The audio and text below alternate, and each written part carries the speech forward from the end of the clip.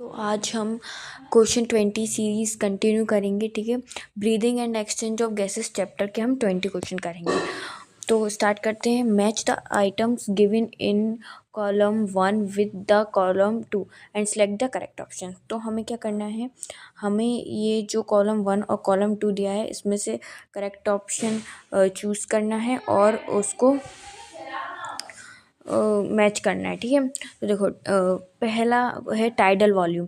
तो tidal volume कितना होता है, वो होता है 500 to 550 ml। ठीक है, तो ये हो गया। और तो देखो ए का थर्ड है, तो ए का थर्ड कहाँ पे, ये देखो ए बी सी डी इधर ऊपर दिए हैं। और तो हम देखते हैं ए का थर्ड कहाँ पे है। तो ए का थर्ड है, हाँ, ये ए ऑप्शन में और बी ऑप्शन में ए का थर्ड है। सी और डी में क्या है, देखो सी और डी में क्या है, नहीं है। तो ये दोनों क्या है, कैंसिल हो गए। तो ये दोनों नहीं हो सकते, होगा तो ए और बी में से ही होगा, इन दोनों में से ही होगा। अब देखना है इन दोनों में से कौन सा ऑप्शन सही है। ठीक है, तो ये दोनों तो गलत हो गए। अब है 20 में इंस्पिरेटरी रिजर्व वॉल्यूम कितना होता है। इंस्पिरेटरी रिजर्व वॉल्यूम होता है 2500 से लेके 3000 तक। ठीक है, 2500 ml से लेके 3000 तक है। 2500 ml से लेके 3000 ml तक होता है। ठीक है, तो ये रहा बी का फर्स्ट हो गया। ठीक है, बी का क्या है, फर्स्ट है। और सी का क्या है, एक्सपिरेटरी रिजर्व वॉल्यूम क्या होता है, ये होता है 1000 to 1100 या फिर 1000 से लेके 1100 तक का। ठीक है, तो कहाँ पे इसका हो गया ये फोर्थ ऑप्शन। ठीक है, अब है रेसिडुअल वॉल्यूम कितना होता है। रेसिडुअल वॉल्यूम होता है 1100 to 1200 ml। ठीक है, तो ये रहा डी का क्या है, सेकंड है। तो अब ढूंढो ए का फर्स्ट, ए का थर्ड ये रहा, बी का क्या है, बी का फर्स्ट देखो ये, तो ये बी ऑप्शन सही होगा, ये वाला, ये ऑप्शन सही होगा। ठीक है, ये ऑप्शन सही होगा। आ गया। अब चलते हैं आगे। अब the partial pressure in M G of oxygen. जो पार्शियल प्रेशर है एम जी ऑफ ऑक्सीजन का, ठीक है, वो कितना दिया है, O2 and carbon dioxide CO2 at alveoli the site of diffusion are. तो पूछ रहे हैं कि जो पार्शियल प्रेशर है ऑक्सीजन और कार्बन डाइऑक्साइड का एल्वुलाई में साइट ऑफ डिफ्यूज़न के दौरान, तो क्या कितना होता है वो। तो देखो पार्शियल प्रेशर ऑफ ऑक्सीजन होता है 104 और partial pressure of carbon dioxide होता है 40। देखो ये तो सिंपल बात है कि जो एल्वुलाई में है, एल्वुलाई में क्या होगा, पार्शियल प्रेशर ऑफ ऑक्सीजन ज़्यादा होगा as compare to partial pressure of carbon dioxide, है ना। अब आगे बढ़ते हैं। ठीक है, अब एक काम करते हैं, आगे बढ़ते हैं, है ना। अब क्वेश्चन नंबर 3 करते हैं। अब क्वेश्चन नंबर 3 में क्या है,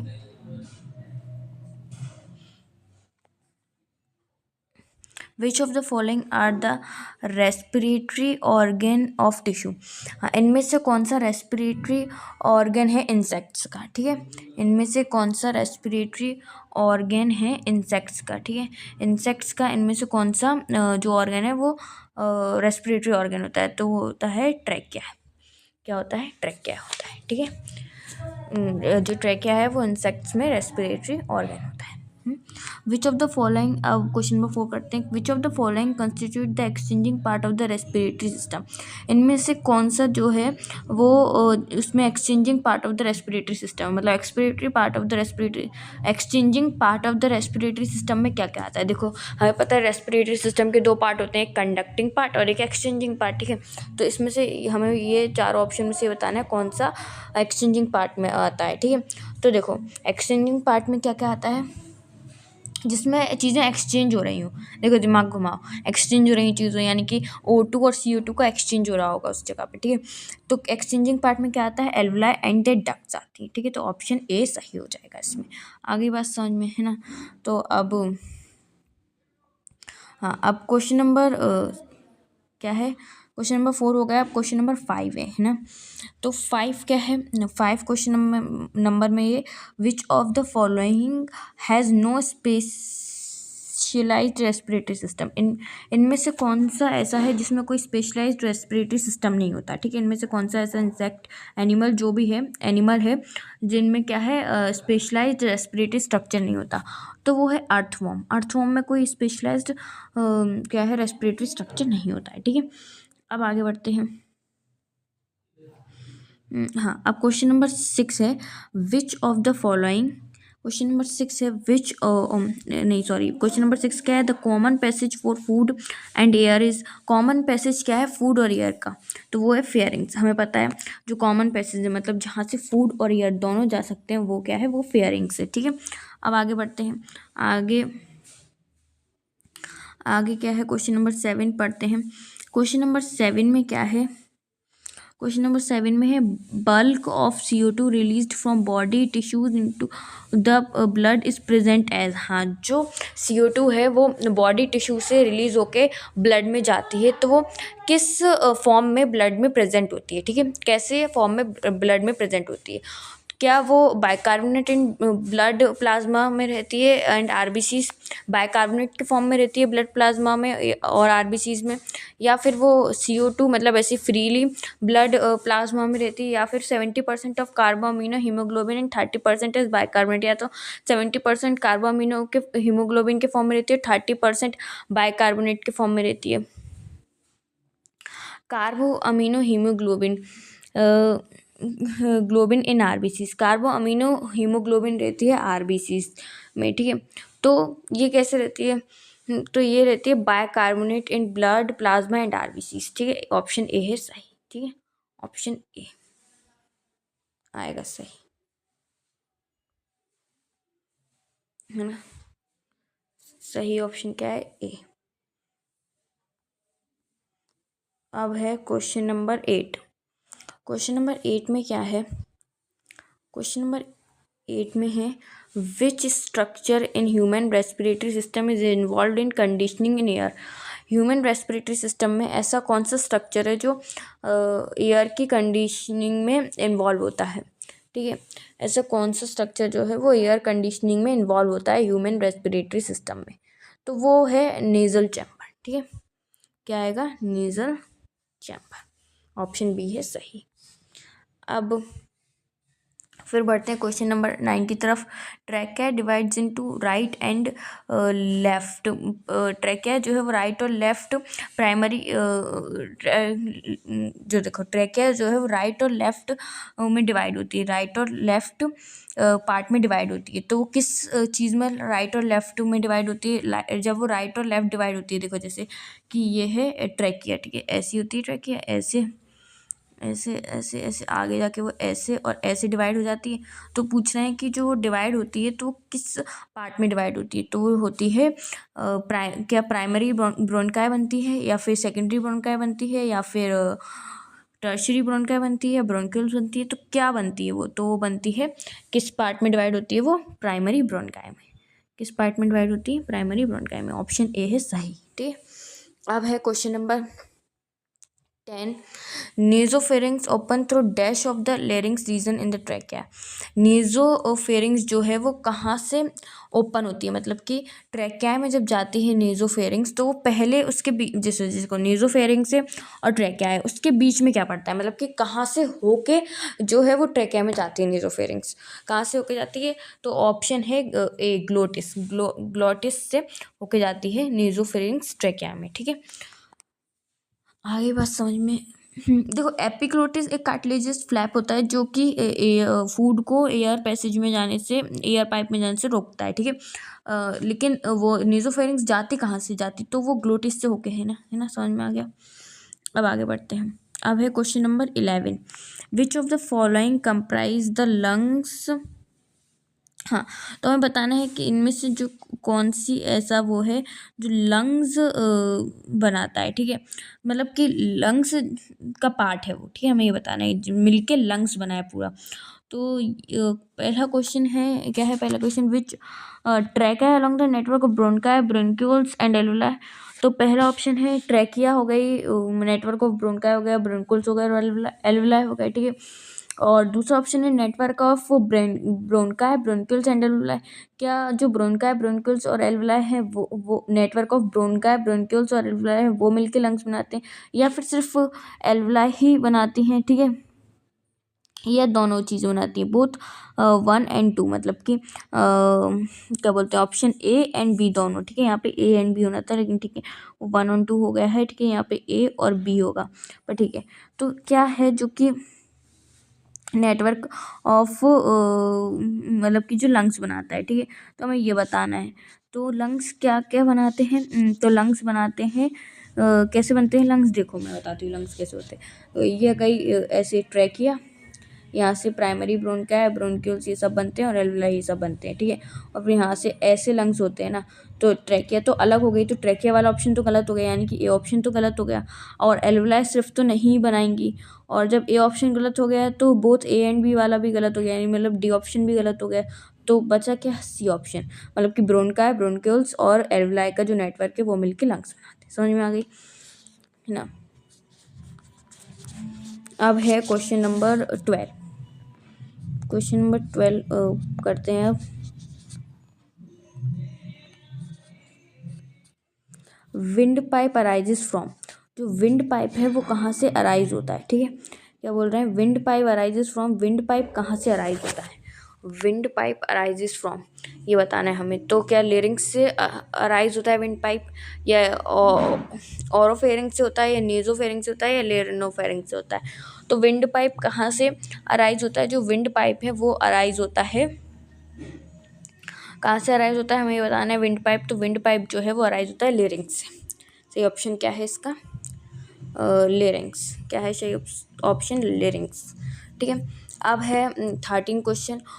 on an average a healthy human breath, तो जो एवरेज हेल्दी ह्यूमन है वो कितने टाइम्स ब्रीथ करता है, तो ये बताना है हमें, ठीक है। तो क्या 72 टाइम्स ब्रीथ करता है 1 मिनट में, नहीं इतना ज़्यादा तो नहीं करता। क्या 12 से 16 बार ब्रीथ करता है सेकंड में, ठीक है। 1 सेकंड में क्या 12 से 16 बार सांस लेते हैं हम, ठीक है, हेल्दी ह्यूमन जो है। या फिर 12 से 16 बार मिनट में, 1 मिनट में सांस लेते हैं, ठीक है। या फिर 120 से 80 बार सांस लेते हैं 1 मिनट में। तो सही ऑप्शन है सी, कि हम क्या करते हैं 1 मिनट में 12 से 16 बार लेते हैं, 1 सेकंड में 12 से 16 बार नहीं लेते हैं, ठीक है। तो ये सारे ऑप्शन क्या है, गलत है। सही ऑप्शन कौन सा है, सी, ठीक है। अब आगे बढ़ते हैं, क्वेश्चन नंबर 14। अब हम क्वेश्चन नंबर 14 करते हैं। 14 में क्या है, the lungs are enclose in a covering called, जो लंग्स हैं, ठीक है, वो एक कवरिंग में क्लोज होते हैं। उस कवरिंग को क्या बोलते हैं, कौन सी कवरिंग की बात हो रही है, देखो जैसे ये ऐसे, ये ऐसे लंग्स हैं, ठीक है। तो फिर इनके ऊपर ऐसी एक ऐसी कवरिंग होती है, ठीक है, ऐसी ऐसी एक कवरिंग होती है। उस कवरिंग को पूछ रहे हैं, ये जो कवरिंग है ये, इसको क्या बोलते हैं ये पूछ रहे हैं। तो इसको बोलते हैं, क्या बोलते हैं, सोचिए क्या बोलते हैं। ये जो लंग्स हैं, ये जिस कवरिंग में बंद होते हैं उस कवरिंग को क्या बोलते हैं, उस कवरिंग को क्या प्लूरल मेम्ब्रेन बोलते हैं, या पेरिकार्डियम बोलते हैं, या पेरिकॉन्ड्रियम बोलते हैं, या पेरिटोनियम बोलते हैं। तो उसको बोलते हैं प्लूरल मेम्ब्रेन, ठीक है, पढ़ा हुआ है, एनसीईआरटी में लिखा है। अब क्वेश्चन नंबर 15 है, तो स्टेटमेंट बेस्ड क्वेश्चन है, देखते हैं क्या है। Statement 1, haemoglobin is a type of respiratory pigment, haemoglobin क्या रेस्पिरेटरी पिगमेंट है। स्टेटमेंट 1 है। स्टेटमेंट 2 क्या, haemoglobin is present in the blood, क्या हीमोग्लोबिन ब्लड में प्रेजेंट होती है। तो ये दोनों ही स्टेटमेंट जो हैं ये सही हैं, ठीक है। तो बोथ आर करेक्ट हो जाएंगे, ठीक है। तो ऑप्शन डी हो जाएगा इसका सही, बोथ स्टेटमेंट इज करेक्ट, ठीक है। अब बारी आती है क्वेश्चन नंबर 16 की। डायफ्राम कॉन्ट्रैक्ट इंस्पिरेशन बिकम्स, हाँ जब क्या है, इंस्पिरेशन जब हम करते हैं तो डायफ्राम कॉन्ट्रैक्ट करता है। जब वो कॉन्ट्रैक्ट करता है तब वो कैसा बन जाता है, ठीक है। डायफ्राम जब कॉन्ट्रैक्ट करता है तो वो कैसा हो जाता है, क्या वो फ्लैट हो जाता है, या वो डोम शेप का हो जाता है, कॉनकेव हो जाता है, रोटेट कर जाता है, नहीं तो वो कैसा हो जाता है, वो फ्लैट हो जाता है, ठीक है। डायफ्राम कैसे शेप का होता है, वैसे वैसे देखो ऐसे शेप का होता है डायफ्राम, लेकिन जब वो कॉन्ट्रैक्ट कर रहे होते हैं तो वो कैसा हो जाता है, तब वो ऐसा फ्लैट हो जाता है, ठीक है। आगे बात समझ में। अब है क्वेश्चन नंबर 17। तो क्वेश्चन नंबर 17 में क्या है, देखो अब आपको यहाँ तक क्वेश्चन समझ में आ गए होंगे, ठीक है, आ गए ना, हाँ तो कमेंट्स में ज़रूर बताइएगा। क्वेश्चन नंबर 17 पढ़ते हैं। क्वेश्चन नंबर 17 क्या है, क्वेश्चन नंबर 17 है the respiration centres which regulates respiration is located in.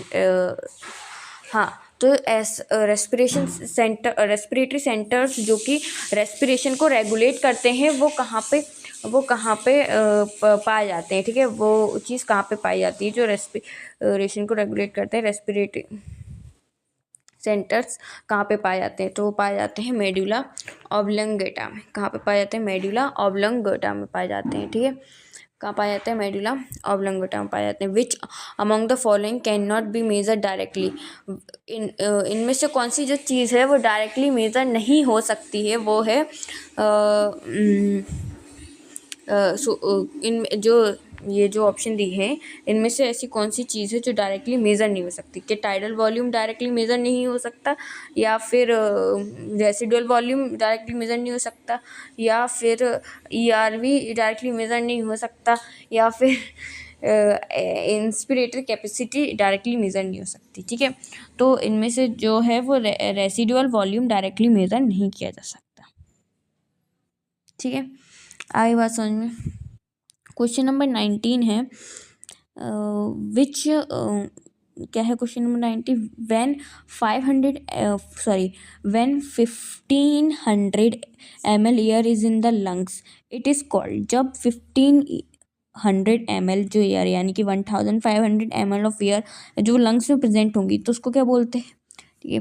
तो उसको क्या बोलेंगे? उसको बोलेंगे रेसिडुअल वॉल्यूम में ही क्या होता है 1500 ml एयर लंग्स में प्रेजेंट होती है, ठीक है। अब है 20, क्वेश्चन नंबर 20 देखते हैं, ठीक है। क्वेश्चन नंबर 20 में क्या है? Which of the following volumes is not included in vital capacity. इनमें से जो कौन सा वॉल्यूम है वो वाइटल कैपेसिटी में इन्वॉल्व नहीं होता? क्या ERV वाइटल कैपेसिटी में इन्वॉल्व नहीं होता? क्या TV मतलब टाइडल वॉल्यूम वाइटल कैपेसिटी में इन्वॉल्व नहीं होता? क्या IRV या फिर RV? तो सही ऑप्शन है इसका D, ठीक है। रेसिडुअल वॉल्यूम जो है वो वाइटल कैपेसिटी में इन्वॉल्व नहीं होता है। सही ऑप्शन क्या है इसका? D, ठीक है। ये इस पे चल नहीं रहा है तो आप लोग D ऑप्शन इसका सही है, आपको पता ही होगा, ठीक है। हाँ, D ऑप्शन है इसका सही, ठीक है।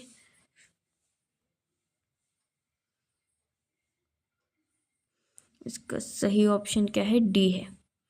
क्वेश्चन नंबर 20 का सही ऑप्शन है D, ठीक है। वो इस पर चल नहीं रहा था तो मैंने इसे कर दिया, लेकिन देख लेना है ना।